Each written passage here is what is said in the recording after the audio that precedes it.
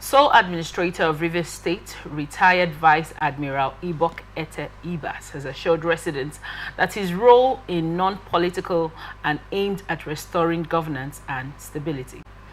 In a state broadcast on Thursday, Ibas, who officially commenced his duties at Government House, Port Harcourt, reaffirmed his commitment to safeguarding civil liberties and ensuring citizens' safety. However, he issued a strong warning against crude oil sabotage and violence, urging residents to reject any attempts to reignite past hostilities. He described the prolonged political crisis as a major setback for governance and democracy in the state and acknowledged the hardships families and businesses have endured due to the ongoing uncertainty.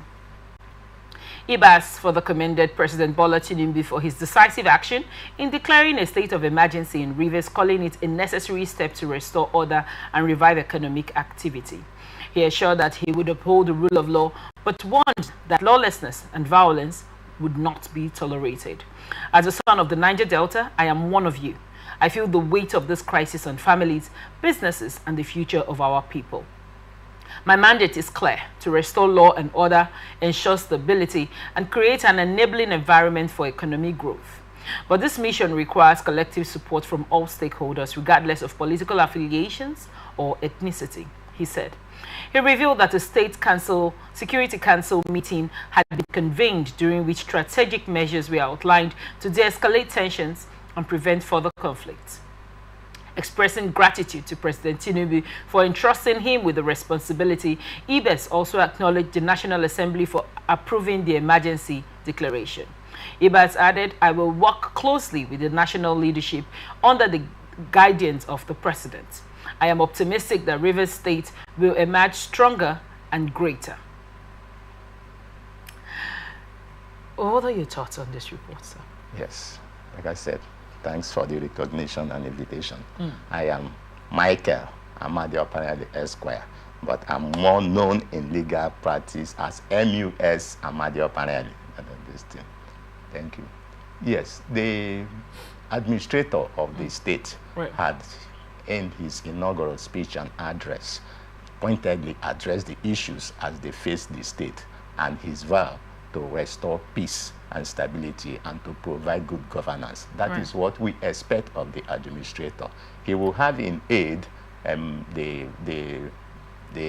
civil service, the permanent secretaries, he has opportunities to get to the Federal Executive Council on issues that will require their advice, and also in support from the National Assembly in providing this governance. This is what is expected, and we also wish and think that he will discharge these functions honorably.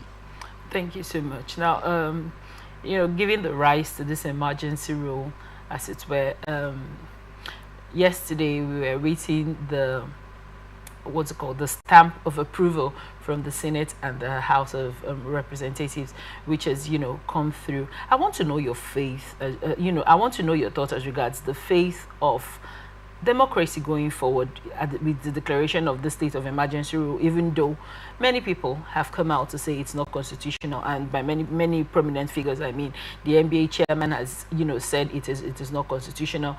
We equally had prominent opposition members, Peter Obi and Atiku, did come out to say it is unconstitutional. I want to get your thoughts in that regard. Well, talking about the constitutionality or otherwise of a state of emergency, and maybe the subsequent suspension of the governor of the House of Assembly, I would ask people who are saying that it is not constitutional, pointedly, what is not constitutional? They said the part's not constitutional, right? The people I mentioned said you cannot suspend an elected governor. Okay. And an elected House of Assembly. So that will mean that the people who are saying this, or who are questioning the powers of the president in emergency, in a state of emergency, concede to the fact that a state of emergency can be declared by the president, yes, and that it is constitutional. It is constitutional for the president to declare a state of emergency. Right. Yes, a state of emergency is amply provided for in Section 305 of the Constitution of the Federal Republic of Nigeria, 1999, as amended. And the president can declare a state of emergency in either the federation or any part of the federation. The president has such powers to do so. And critics also admit to that fact that the president has the power to declare a state of emergency. And when the president does so, with state of emergency, by section 305, that is subsection 1, empowers the president to make that proclamation of a state of emergency. And when it is done, it is gazetted. It is gazetted and it is transmitted to the National Assembly by section 305, subsection 2 of the Constitution is transmitted to the National Assembly. A transmission of the National Assembly is the official, the gazetted proclamation of the president declaring the state of emergency. Right. And the National Assembly, when in session, will meet within a period of 2 days to consider that proclamation. And when not in session, will meet within of 10 days to consider that the state of emergency. And section 305, subsection 3, particularly paragraph C, D, and E, had made specific inferences, circumstances in which the president can declare a state of emergency. It is not just in any other situation the president can. When there is actual danger or threat to danger, actual danger to life, public safety and security in any part of the federation. And when there that is talking of section 3, subsection C. Then in section 3, subsection D, we are still under section 305 of the Constitution. When there is a clear or a present danger or a perceived danger that a particular circumstance may lead to a breakdown of law and order, the president can also declare a state of emergency. And when under section 305, subsection 4, the House of Assembly of a state can also pass a resolution of a 2/3 majority requesting the president to declare a state of emergency in any part of the state. And under section 305, subsection 5, the governor and also forward this resolution to the president to declare the state of emergency. But where the governor do not, within a reasonable time, the president can on his own, without reference to any person, declare a state of emergency. Yes, in a part of the federation. Now, the president in declaring that state of emergency is advised by the National Security Council. The National Security Council is established by section 153, section 153 of the Constitution. And they are itemized, the National Security Council and other bodies, in the 3rd schedule of the Constitution. And the item 25 thereof establishes the National Security Council. And the National Security Council is made up of the president, the vice president, the chief of defense staff, the minister of foreign affairs, the minister of internal affairs, the inspector general of police, and such other persons the president in his discretion may appoint to deal with a particular situation. So the president, you remember that on the 18th, there was the new item that the president is meeting with the Security Council before we heard of the proclamation later in the day. There was this thing that the president was meeting with the Security Council. And I should think that the topical on that was the issue of Rivers State, the political crisis in Rivers State before the proclamation was made. And having made the proclamation on the advice of the National Security Council and is forwarded to the National Assembly, the National Assembly, in their wisdom, can, looking at the circumstances, reject it. And if they do reject it, that is the end of the matter. The National Assembly can, by a 2/3 majority, pass the resolution. When we talk of the national... When you said the resolution, now are we still talking about the emergency? Yes, the state of emergency, the proclamation. Right. Yes. That part is not in contest. Yes. The part that has been contested, like I rightly mentioned, is the part as regards the suspension of the governor, an elected governor. Yes. And, you know, and which has now been appended by the House of Reps and the Senate. Yes. Even though that is not contained in the Constitution. Yes. There was no provision of, in a democratic government where a sole administrator is going to be, you know, administered in a state. Okay. Since we have agreed, let us go from the known to the unknown. Okay. We have agreed that the president can declare a state of emergency. Right. Yes. And we have also seen the checks and balances on the powers of the president to declare a state of emergency by the National Assembly, which I was saying the National Assembly can approve or they can reject it. Okay. But in this case, the National Assembly has passed that the proclamation of the president declaring a state of emergency in Rivers State. Now, the question the state of emergency is amply provided in the Constitution of the Federal Republic of Nigeria. Right. The question we will ask any person will know, what is a state of emergency? That will be the turning point of whether the president has the power to suspend the House of Assembly or the governor. What is a state of emergency? A state of emergency has a universal definition. It is the suspension of either or part of the Constitution or the laws of a nation to attend to an immediate need or danger or threat to public safety or public order. That is what a state of emergency is. Okay. Yes. So, having declared that state of emergency, and it is suspending, the power to suspend the part of the Constitution to deal with the normal issue that is being raised in that now, by issue. this definition you've given, sir, Yes. I want to find, you're a resident of Port Harcourt. I am.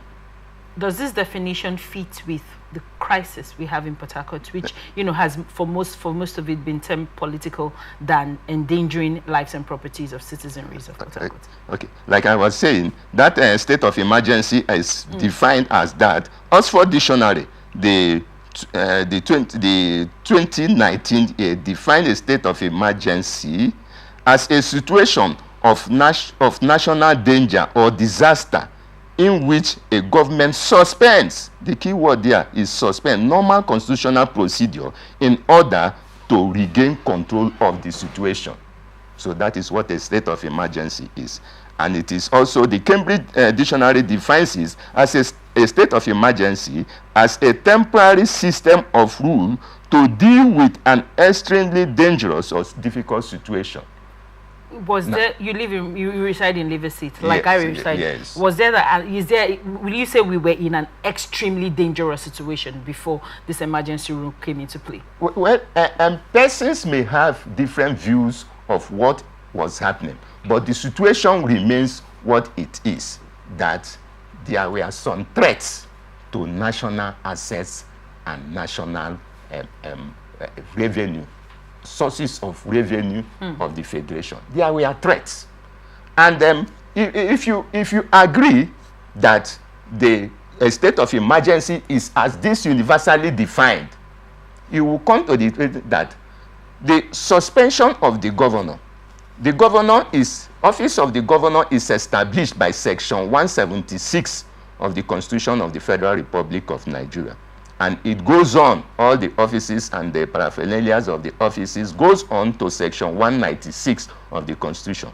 And the office of the institution of the House of Assembly is established by Section 90 of the Constitution of the Federal Republic of Nigeria, and it goes on to Section 119, Section 119 of the Constitution of the Federal Republic of Nigeria.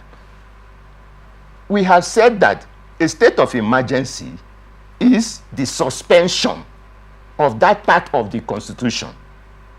Since the House of Assembly of the state is established by Section 90, down to their powers and their function, down to Section 119, the office of the governor is established by Section 176, down to Section 196 of the Constitution. If we agree that a state of emergency is the suspension of the part of the Constitution. So what literally happens is that those parts of the Constitution, having been suspended, the offices for now do not exist. Is this for when Goodluck Jonathan declared the state of emergency? Why didn't this suspension of the governors fly within the tenets of it? You see, I will. Before I answer that question, I will tell you. We will also have asked, why was when the president Olusegun Obasanjo declared a state of emergency in Plateau State? Right. Why did he suspend the governor and the House of Assembly of Plateau State, being the person of Joshua Darie? Why did he suspend it? Was that case won in the Supreme Court where they were reinstalled? No, that was not the issue. That matter, especially. And I would also go further to ask those who are critics of these powers exercisable by the president. Why did President Olusegun Obasanjo suspend Governor Ayo Fayose of Ekiti State? Why was there that suspension? See, the point is this: political issues are always seen, or some issues are always seen in the prism of political interest in a particular way, while those in supporters will see it in a particular way. But that notwithstanding, if you wade through the nebulous of the Constitution of the Federal Republic of Nigeria, you will come to the conclusion that it depends on the judgment of the president and counsel and advice of the National Security Council to know whether a particular situation requires those particular measures to take care of them. Now, when this state of emergency rule was put on Borno by then President Goodluck Jonathan, there was mad kidnapping. It was really, really intense at the time. And many sects had come up. Do you think at that point that fits into the definition, as it were, that you have given to what emergency rule stands for, and the governor at that time should have been suspended? Yes. Like I said, you will take instances in their peculiarities. There is the state of emergency not only in Borno, in the northeastern states, but 3 states, including Plateau, state of emergency were declared by the president Goodluck Jonathan. Those issues had to do with these issues of killings. Did that endanger life and property and progress of the economy in the states? It has to do with some ethnic and and militancy.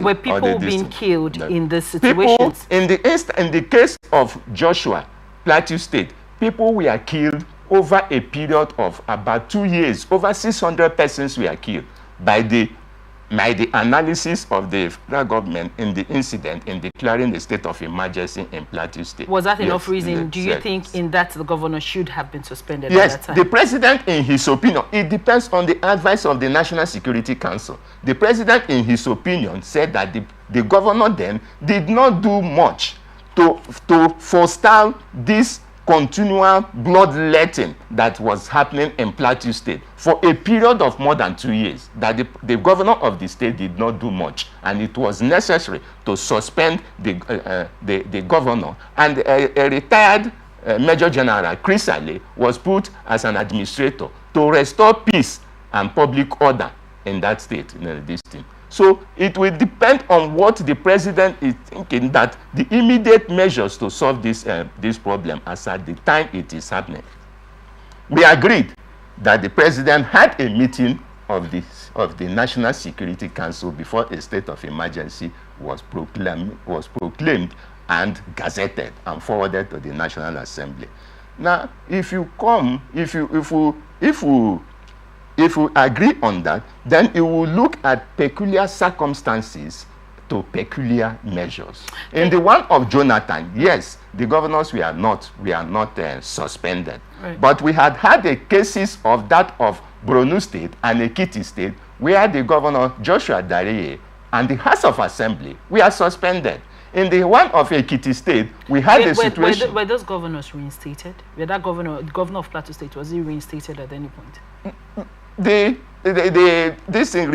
reinstatement, you should also know that the president has the prerogative of, at the expiration of a period of 6 months, to either restore normal democratic rule, in which case the governor can come back. But I know that in the case of Plateau State, that the governor was out of office for a period of close to 2 years. He was out of office when this thing. So even though the president and the National Assembly, acting in conjunction, can restore the suspended governor when they come to the view. Was that case taken to court, or was it restored because they came to a view that it was time to call it? The case was taken, but was not decided on merit. The people who are speaking that the case that I challenge them to produce where the Supreme Court said that the president has no power to return. That case was not decided on the merit. That case was decided on a technical issue. And the question of whether the president has the power, pursuant to Section 305, in declaring a state of emergency to suspend the governor, was not decided by the Supreme Court. It was not this thing. So the online reporting and all this thing does not capture what actually happened. And Thank you for your insight on that report.